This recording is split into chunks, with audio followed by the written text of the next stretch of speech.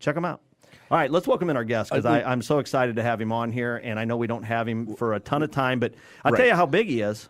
We push Bengie back. We push Bengie back. He brings his own World Series trophy. He brings his own World Series trophy. He's an icon at the stadium. Yes. He's a personal friend of mine. Oh, wait a minute. Hang on. I think you went too far. No. Listen, let me tell you what. I'm disappointed because I didn't really find out until late that he was kind of jammed on another. Yeah, I thought we were going to lunch event with this guy. But here's the deal. We could do 2 shows on him. He can come back anytime he wants. Anybody who walks in here like this can come back anytime he wants. He's got an incredible story. We have a chair open here for him. We do. We do. But Rodney was going to come in today and join us. But anyway, Rodney's out. He's out. No, Rodney can come in anytime. This guy, whenever he's available, he can come Incredible story. Okay. He's a man of many talents. Okay. Okay. I mean, many talents. Okay. But friend of mine, you guys know him as a Cardinal Cowboy. I know him as Cardinal Carter Rethwish. What's up, brother? Giddy up, Steve. How you doing, man? Hey, Man. You see how timid he was with your last name? Let's just stop with it. Well, he says, Let's just stop with it right now before we butcher it. Death Wish is his nickname. Death Wish. Back in high school. Absolutely. Back in high school, and it's just Rethwish. Rethwish, Death Wish. Okay, That's but it. I'm just going to call you the Cardinal Cowboy because I will butcher that last name. Thanks for coming. And you are iconic around the stadium. I've seen you numerous times. When Steve told me that he had made your acquaintance and that you were happy to come in, we're very excited to have you. Cool. Yeah. Well, this is a great show. You guys are doing some fun stuff, and this is the sport that saved my life. If you know the whole Cardinal Cowboy story. So. Well, no, we actually don't know the whole story. So here's the deal. Well, here's the let's deal. make sure This is what I say. Okay. You're in section 161. You're in section 343, whatever section you're in, and you see the guy down in right field always holds the signs up. Right. Marty Prather, I think that might be it. Mm-hmm. The sign guy. Yeah. You got Sign guy. Sign guy. Yep. You had another friend of ours that used to stand outside Old Bush Stadium in his wheelchair, Father Time, Yep. right? Yep. Very good. Just Mr. passed Pagano away, didn't he? just passed away. John is his son. John's my video producer. Absolutely. You have the guy now that's standing outside in Superman outfit taking pictures with people. And then there's the clown walking around in full uniform regalia, wearing World Series rings, a big cowboy hat. Did you call him a clown? The clown. I'm just saying, you're looking at this guy. I actually performed as a clown 2 weeks ago. Yes. All right. Well, And this guy, the Cardinal Cowboy. I didn't see any big red shoes, is why I asked. But go ahead. The Cardinal Cowboy has an amazing story to tell because there's a way how he got here, and he's a motivational guy, and he's a positive guy. And the reason why I really wanted him on after the last couple of losses is he's not going to – I'm starting to look at 2018. Oh, and this guy's going to talk me off the cliff. Well, I know he is. Well, then we need to hear from him. So, and again, I'm gonna affectionately call you the Cardinal Cowboy instead of Death Wish because it just sounds so much better. Well, there's a but yeah, you know what? When Steve told me you're coming on, I had a brief opportunity to read a little bit, and he's right. Without getting into it, because I want you to get into it, you're a Cardinal fan, and you feel like that is a big part of your life and how it's gotten to this point. So tell us your story. Well, yeah, you trace my roots with regard to baseball back to, as a kid, I was the kid that would take hundreds of ground balls in the backyard with my dad. That was what I did for fun. And then I would take batting practice all the time. So I became a pretty decent ball player. Came up and was playing what they call Slaba in St. Louis. Yeah. St. Louis Amateur Baseball at the time. That's the Premier League to be in. And Ryan Howard and David Freese came out of there. Kyle McClellan, a bunch of guys came out of there. So I ended up winning the most valuable player for my team. I lost it for the whole league to a guy named Brian Rupp, who now is the Double-A manager for the Washington Nationals and got stuck at Triple-A behind Scott Rowland for the Cardinals at third base. I remember that name. Yeah, and so I talked to a buddy of mine, Kerry Robinson, and Kerry candidly said to me, he says, "Man, you might have made it because Rupp was a great ball player, but didn't have enough power as a third baseman to make it to the bigs." Was the argument. But I wasn't a third baseman. I was a middle infielder. Yeah. And I almost, I was runner up to him with a few other guys for the most valuable player. Same award Dave Freese won. Same award Ryan Howard won. And then a year and a half later, I'm in college playing ball, and bam, I wake up from a coma. I got hit by a drunk driver out on Highway 109 in Eureka on my way back from college after a soccer game. I was playing soccer. I was going to play baseball, and I was going to kick on the football team too. Wow. So. And that was all during college. You usually do it in high school. College is a little stressful, but I'm pretty motivated anyway. So Next thing I know, I didn't even realize what happened. I'm on the side of the road. They're talking to me, and I start to go into seizures, having convulsions, and they say, Do you remember that? I don't remember any of it. Yeah. This is all people telling you, Yeah, obviously, how it went I down. don't remember the accident. I show pictures of the car. People are like, "You survived that?" Because the car is just a mashed up piece of metal. You couldn't tell it was a car from the front end where we hit.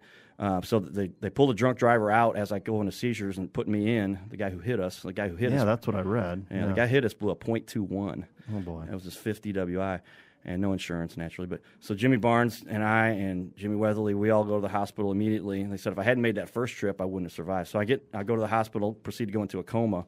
Sadly, Jimmy Barnes died a few days later. I'm in a coma, and they're like, we don't know. We give them less than 50-50 odds to survive.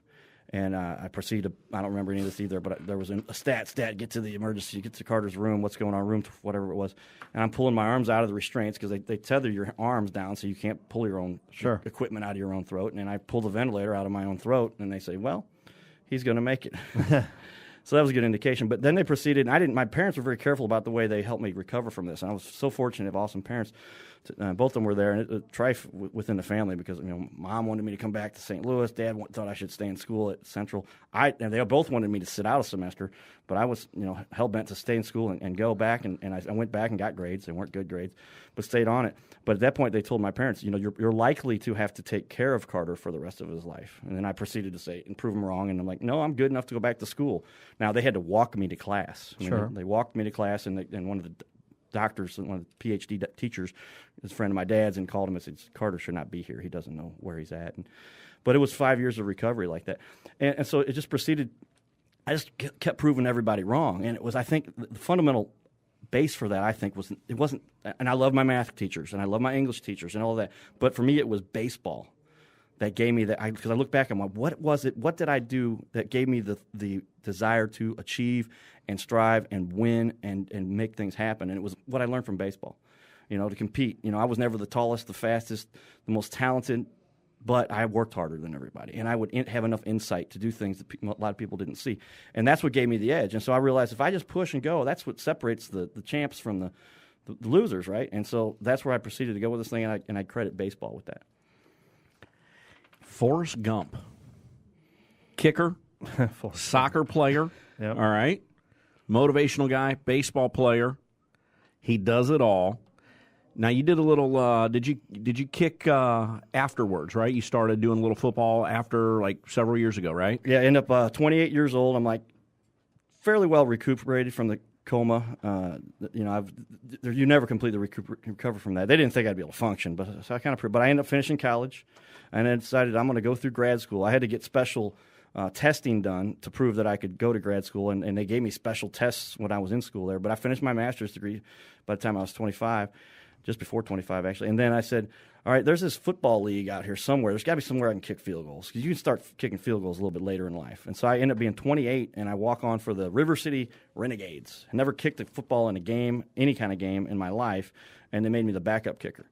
They said the kicker said he's the best guy besides me, and then that kicker actually got hurt, and then when we went on through there. So I get into outdoor football. Cyclones, the Bulldogs, and Bulldogs used to be the Gamblers, and the Gamblers used to be the only team in St. Louis when the Big Red left, and they were semi-pro, whatever. But those guys these are nationally ranked teams. We win a few championships, and I ended up being the kicker for those guys and get a call. I kicked exactly 5 50-yard field goals over my career, which was about 12 years, and a bunch of 40s and whatever. So that got me a tryout with this little team that we used to have in St. Louis called the St. Louis Rams. Because they called little team used to be based out of St. Louis, and so used to be, yeah. So that was really neat. And then naturally, I got my tryout offered to me, and then they fired the coach, Bobby April, and then because that was the problem, right? Then he goes off to Buffalo, becomes special teams coordinator of the year, coordinator of the year. Yeah.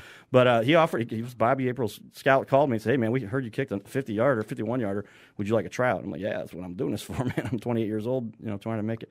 So proceed to go through all the sports and all the stuff. And like I said, it's just a matter of sports gave me the ability to beat the odds and to overcome, and that mental strength to accomplish anything. And that's the whole story. Now, I've got it on the poster. I give one every time I go on a TV show or a radio show, or I try to bring one of my posters that says dream and then chase your dreams. And a lot of people dream. they just don't chase them, and they don't believe that they can, or they don't think they're equipped, or they don't know how far along they actually are, and then they give up. And you just got to persist. And it just everything I've decided to go after, I accomplish. At one point, I ended up being I ran the email systems for the largest brewing company in the world, a little company called Anheuser-Busch. You guys have heard of, right? Okay. But at 6,000, I'm a little familiar with it. A little familiar. At 6,000 users, I built the servers, I maintained it. That was my job. But that was after going through a coma. They thought I wouldn't survive. So the message is, you can do anything. You just got to believe in yourself and go for it, and don't let any hurdle overcome it. A coma's a pretty big hurdle to overcome. A little bit for some people, right? And so I hear people, my dog wet the floor. I'm not going to be able. Oh, give me a break, man. Come on, life is short. Go for it. And people don't realize what they're really capable of. You know who recovered from a coma was that Victor Kiriakis cat.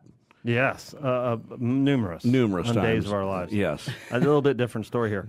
But it's make believe. It's almost like this guy's doing something that is a fairy tale, really. Well, yeah, and what you're doing with the motivational stuff and talking to people and telling the story and all that is phenomenal. Is that the hook with you and the Cardinal? Is just to make it more, or is it just simply you just love the Cardinal? Yeah, I was like, well, I've got to give tribute to the team that I believe helped me survive. And so I'm going to go to the games and cheer them on. I originally started off with the Augie Busch red cowboy hat. My dad had a replica. I took it from him, started wearing the hat. Then I started wearing the jersey. And I said, you know what? I should have been out there. I'm going to wear the dang pants to the game. I don't care what people think. I came out of a coma. Here we go. I remember looking down. I'm like, oh, boy, this is going to be interesting. We'll see what happens. And I expected to get booed out of the stadium. Who knows? I mean, what would happen? But the response, there's always one little jerk. I've kind of used this as a calculation. You know how many people you're reaching when you've got somebody who acts like a jerk, because there's one jerk out of every 1,000 people. You could be giving them $1 million for free, and they will still find something wrong with it. So then if I get 5 people act like a jerk towards me the whole time, and there's thousands of people that are going, hey, we love you. But then I go, oh, cool, I must have hit 5,000 people then, because I had 5 people. Pretty cool. That's a good formula there. It is a good formula. Like Steve said, is if you're around the ballpark a lot, there's so many interesting things going on around there, things that become iconic. The Blues have it, with their towel guy and things like that, and then the guys that walk around in the blue suits. And I think fans, and you will be able to attest to this, I think fans almost look forward to it. Like when they go to the game, like, hey, got to go to this guy. You had said at the beginning, hey, we got to go find the Cardinal Cowboy. I mean, absolutely. It becomes almost like part of the experience. I mean, do you feel like you're part of the game day experience? I try not to let that get too far down my thought process, because I just want to be like the regular fan who does stuff and try to bring a smile to kids as they come around. But it is true. I mean, if I stay in any one area for too long, there's going to be people coming up to me to try to get pictures with me and doing fun. And it happened down in spring training. This is the first time I've been to spring training. And I was just standing there, and people would come wandering over, and they'd grab me, tap me on the shoulder, and say, I need to get a picture with you. And I'm cool with all that, but I always make sure I mention to them, hey, dream and then chase your dreams. Look up what this is about, because we got to make an impact here. There's a lot of people who get stuck in life, who've given up on where they're at, and they just need a little push and somebody to encourage them, and they can do it if they would go for it. So.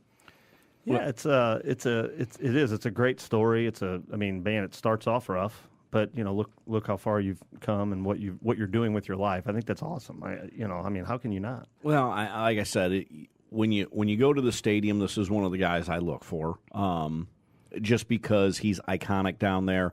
If you've been to any games and you sit in sections, the vendors there, a lot of them are the same. You know how they. You know how they talk. You know their mantras. The beer bud, beer bud, beer bud. You got the guy who was like, and this is years ago, ice cream. And I mean, I could almost imitate all of them. Yeah. And it's the sounds of the ballpark. Yeah, that's it. Guy. There was a guy that was like, who wants a sody and a free straw? I mean, it was constant. These guys all had their personalities. There was Father Time outside. Yeah. There's Marty, the sign guy. Fred Bird, you're always looking for. The Cardinal Cowboy is in that conversation. He's right up there. You got to get with him when you get to the ballpark. Do you have some sort of professional relationship with the Cardinals, or are you just simply a guy that has tickets and goes to the games, or what is? Yeah, I've got a connection with somebody who likes what I do, and they want me to go to as many games as I can. So okay. I worked through that, and that took 10 years to develop a relationship like that. But they're like, hey, we love, and it was through a relationship where I was helping, and I didn't realize who they were, but I wanted to help their son because their son was in a coma. And I said, oh, my gosh, who is that? I would like to help him. They said, do you know who that is? I'm like, I don't know. And then they told me who it was. I'm like, oh, well, I still want to help him. Sure. And they saw I was sincere and really helped this kid. And I've been told by and this is a big connection. I won't say who it is, but they came back to me a year later and they said, our son, it was a grandson for him, the only person he's been listening to is you.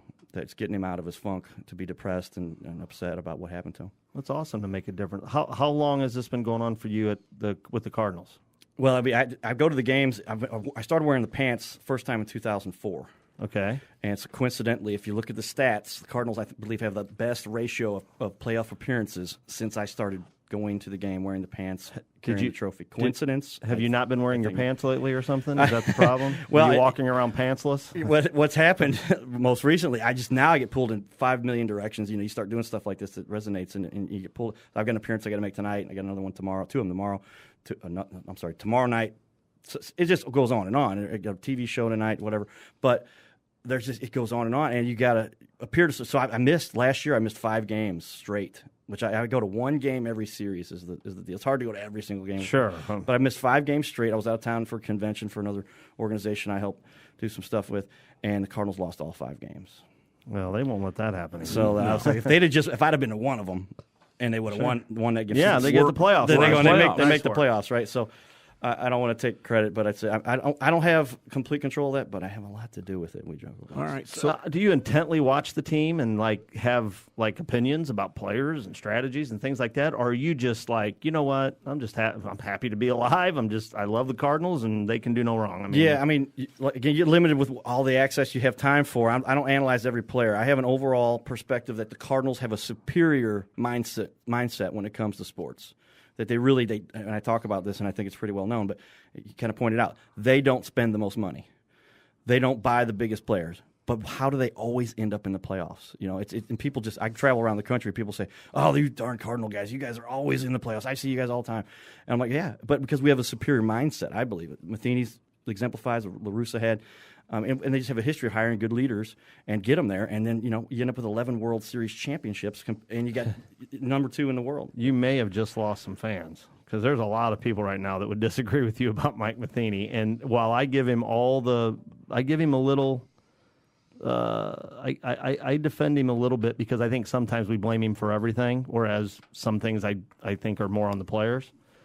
Even I right now, he's doing some things that just, to me, don't make any sense. I mean, it isn't whether or not he's smarter than anybody else. It's just they don't make sense. I don't even know why you do them. So you may have just lost a few followers. Well, and I won't publicly say anything negative about the Cardinals. Sure. Well, you shouldn't. Right, yeah. But I have some feelings one way or the other. But bottom line is, Matheny's done a pretty darn good job. You go to World Series, yes. 2 times, and make it to the playoffs, and then last year 1 game short. I mean, other franchises would kill to have a tenth of that, and so you got to close the deal, right? You got to win that World Series, and that's always my thing with the anti-Matheny crowd is when you want to talk to them about his record and things like that, they want to make excuses for why he has a good record, but then when things aren't going so well, they don't want to hear excuses. So I'm like, you can't have it both ways. Yeah, well, give the guy a little time. La Russa was here for a long time before he won a World Series. Yeah. And I also think Mike's young. And now here's the thing: I also believe that some of the things he may do could be part of him being a young manager. Will he get better at them? I don't know. I expect him to. And if he doesn't, guess what's going to happen? He'll be gone.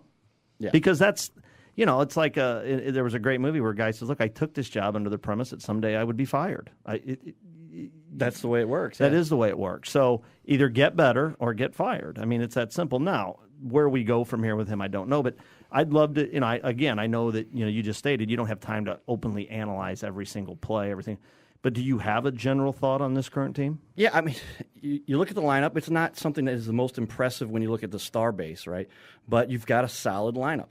The thing I try to focus on, and this is the emphasis that ties to life, is that, and this is one of the most key things my dad mentioned to me after my coma, is it's not the error that kills you, right?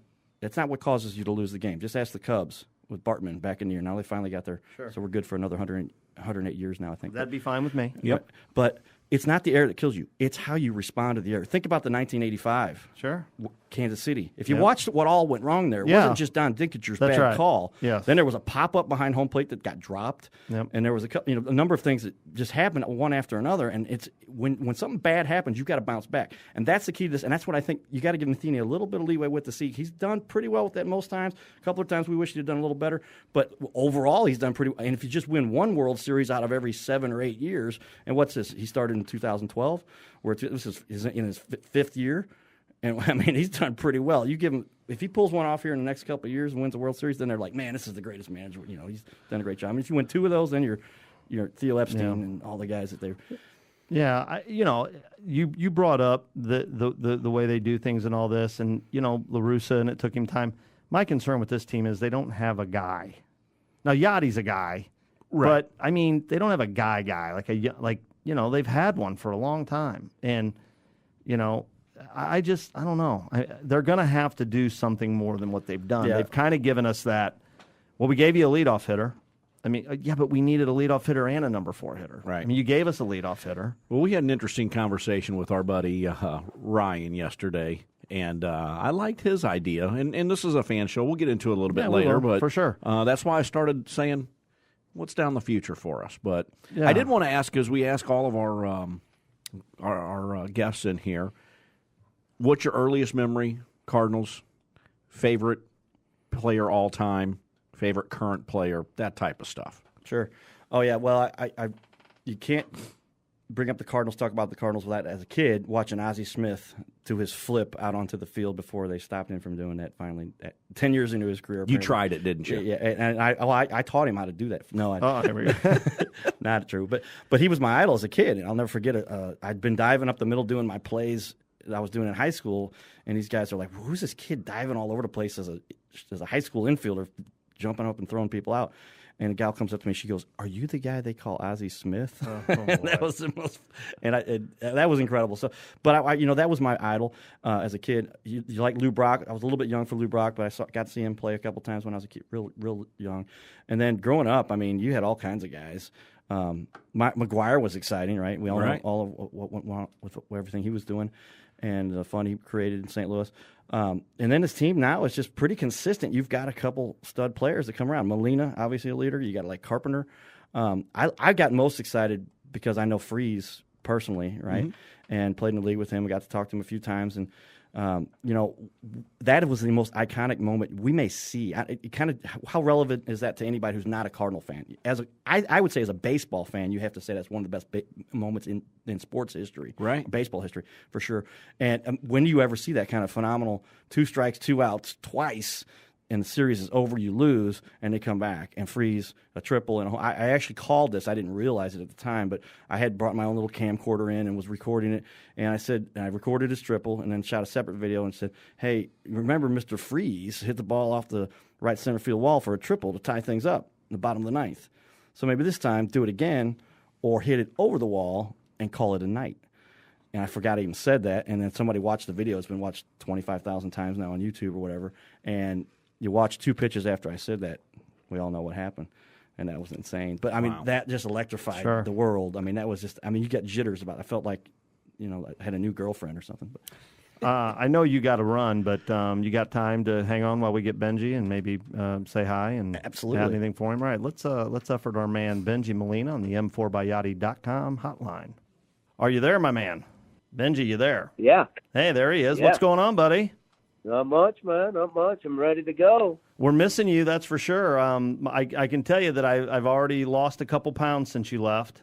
No more. Me too. No more eating out on the town every night, visiting. But you'll be back. That's the thing. That's what I got to go extra hard the next couple weeks before you come back because we got some more places to go. So got to do. We got to go to the Sub-Zero Vodka Bar. We're going to go to Sub-Zero Vodka Bar and meet Steve's friend, and we got places to go, bud. I was just telling how about the hill? The hill or something? We need to take you to the hill, too. We had somebody mention Guido's for us to go down there. Yep. Charlie Gito's is another one they mentioned. Hey, everybody wants you to come eat. I don't know what it is. Hey, I feel like I don't mind. I don't mind if we just eat one time. That one time. That sounds good.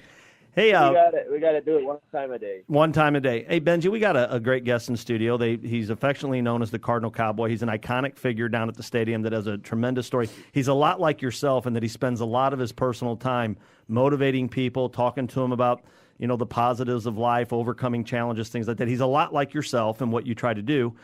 We just had a great interview with him, like I said, because he is an iconic figure down at the stadium, and it is a fans podcast. He's got to run, but he just had a couple questions for you before he went. So I'm going to turn the mic over to him for a second.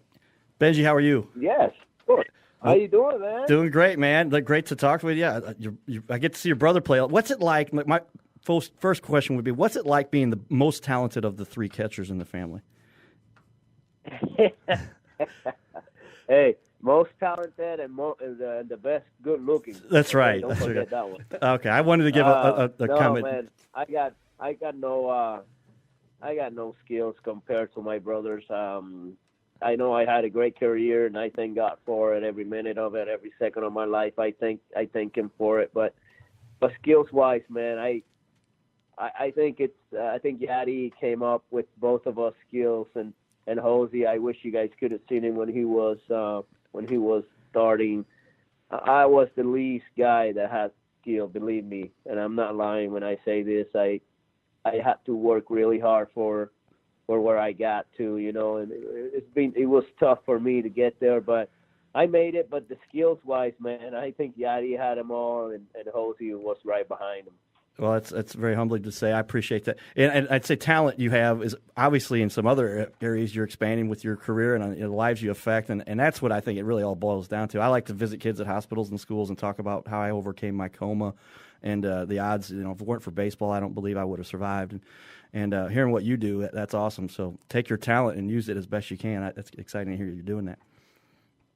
Oh, thank you so much, and that's what I'm trying to do. And I want to get all the kids out there inspired. I want to get them going. I want to get their parents going. I want everybody to stay positive on these kids. I don't want one guy to say that these kids cannot make it. I want all of them to say, yes, you can make it. You can, if you work hard at it, you will make it. And that's what I want. So that's one of my reasons why I keep trying to keep positive, Yeah, and that's what I wanted to hear because, so many kids these days, and you talk to them all the time, and I see them all, and they've got so much hope, but then something gets in their way, and somebody, I was talking to a kid the other day, and I'm sorry, I was at Maryville doing a speech, and the kid comes to me afterwards and sends me a Facebook message. He says, man, I was really down, I was really out, and then I heard your speech, and it really helped me change my perspective to believe, that if I just dream, and I have my cards I hand out, say dream and then chase your dream.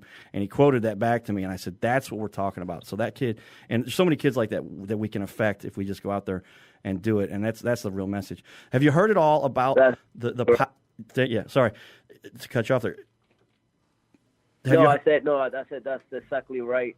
Why we do these things, it's just because you don't know who you can change their life at any moment, so that's why we do it. Absolutely. Have you heard about the Powerplex in Chesterfield? The Powerplex? Yes. No, I haven't. Okay, well, I'm going to talk to Dan Buck about you and these guys. And the Powerplex is an indoor baseball facility that they're building, right? And they're starting the work to get it done. And I was helping promote it. They had their big launch at Ballpark Village last week. We did a whole I've got my own TV show on ABC 30, the Cardinal Cowboy Show. And so we did a lot of there's a good video about it. Jim mentioned something. I think Jim mentioned something about it, that they were building something like that. It might be the same one. Yeah.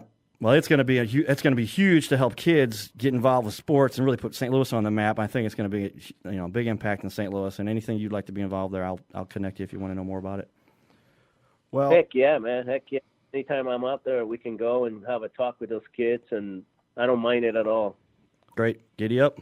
Well, good stuff. I know you got to run, and we appreciate you taking your time there. And again, Carter Cowboy. I'll let Steve try to get your last name right. Death Wish, Carter Rethwish. Did I do that good? You got it. Carter Rethwish. Well, hey, we appreciate you. And when we see you around the stadium, obviously we're going to stop and say hi now. And now that we're all friends and fans here, and just like to have you back on again sometime and just kind of keep up to date with what you're doing. Well, you guys keep up the good work, because this is the kind of thing that has the impact. We all take time out of our lives and we've got other things we need to do, but what you guys are doing is really helping St. Louis be the awesome city that it is. Well, we appreciate you. Good luck at your next appointment. Great, nice. Take care. Giddy up. That is the Carter Cowboy, or the Cardinal Cowboy, the Cardinal Cowboy, Carter Rethwish, good friend and obviously friend to many, and has made a difference in a lot of kids' lives. So we do appreciate him very much.